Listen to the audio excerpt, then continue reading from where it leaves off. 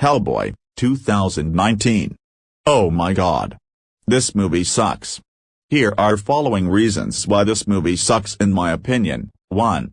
It has absolutely no charm and no heart, and just is whatever it can to exist. At least the original two films, including the first installment and its sequel, tried to be memorable and had some charm, but the reboot is just another attempt of being edgy. 2. It only exists just to keep the franchise running and alive.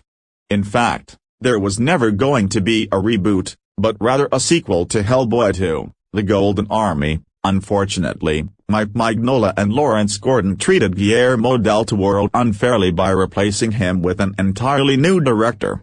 Outraged by all this, del Toro left the production, followed suit by Ron Perlman, who refused to work on the film with said new director's involvement. Aside from treating del Toro unfairly and cancelling the third film for this, Mike Mignola also poorly treated Neil Marshall and fired his preferred cinematographer, making Mike himself the Butch Hartman of comic book movies. 3. It is R-rated, therefore setting an unbalance between the first two films.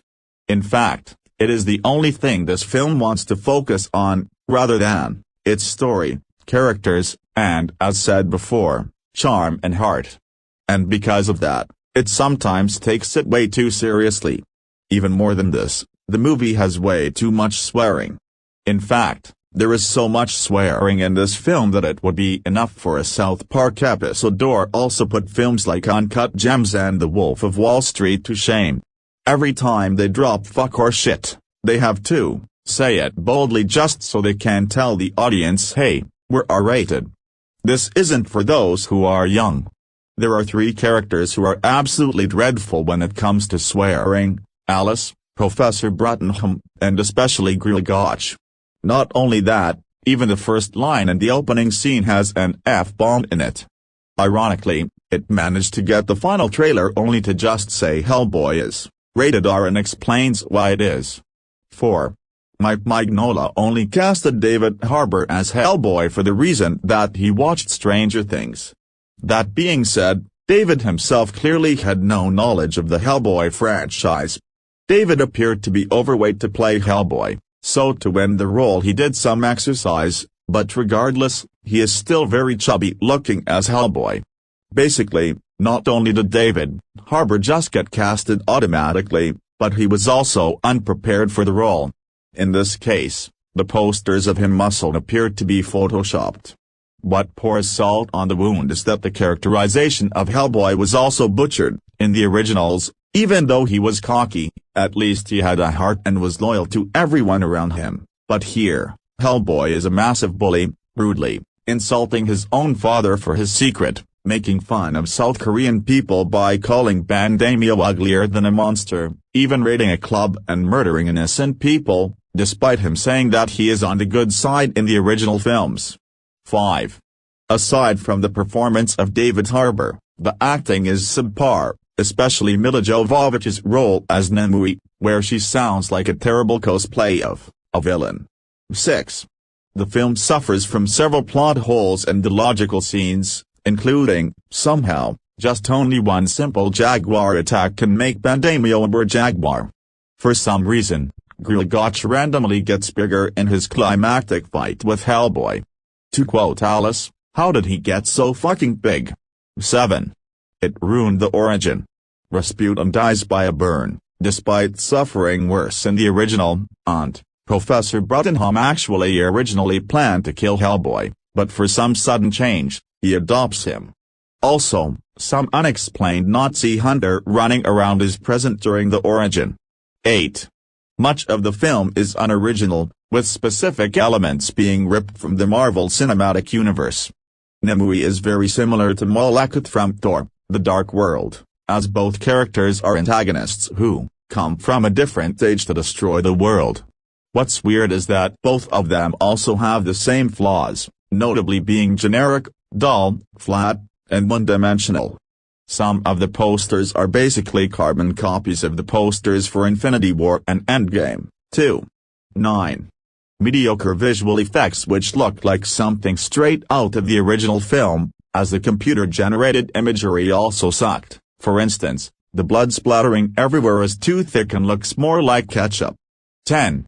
The advertisements and the marketing look abysmal, which basically doomed the film already, which is probably why the film flopped. Many of the posters spoiled the presence of Anan and Rama, something that is definitely not worthy to advertise, only to make the film seem cool, with the biggest offender being the one with the tagline legendary F, in which F stands for as fuck. David Harbour basically played a part in why the marketing was ridiculous. He once told everyone that if he gained 666,000 followers, he'd do a hell-infested wedding with his new wife. The worst example of this was when David told everyone that Hellboy is unable to have sex because he is a demon out of absolutely nowhere. This leads to Liz's pregnancy and the Golden Army becoming a literal mystery, and even then, David has no right to say it, as Hellboy is not his character, neither did he play any part in his creation. The claim can also lead the film to get trashed by SJWs, all because of it. 11. Blatant product placement, such as Monster Energy drinks. 12. Poor grasp of the source material and, even the original film, the film's major changes of the tone. Hellboy can literally roar like a lion as Anan Rama. His favorite hero is Lobster Johnson. Hellboy and Professor Bruttenham are unable to get along, despite being loyal to each other in the original film. 13. Overuse of heavy metal music, which feels incredibly out of place in a Hellboy film. 14.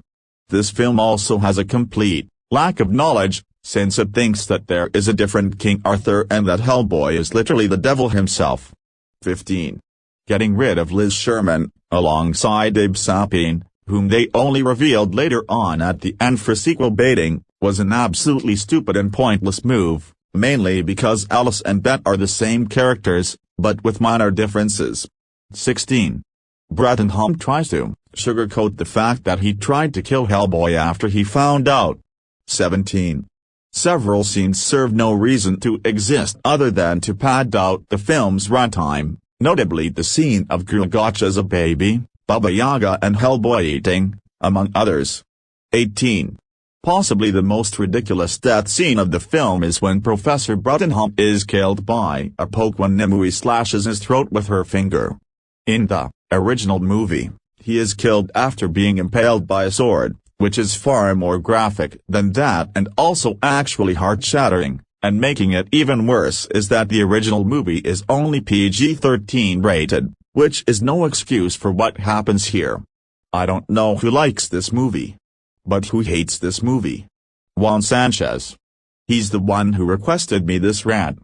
So screen Hellboy, 2019.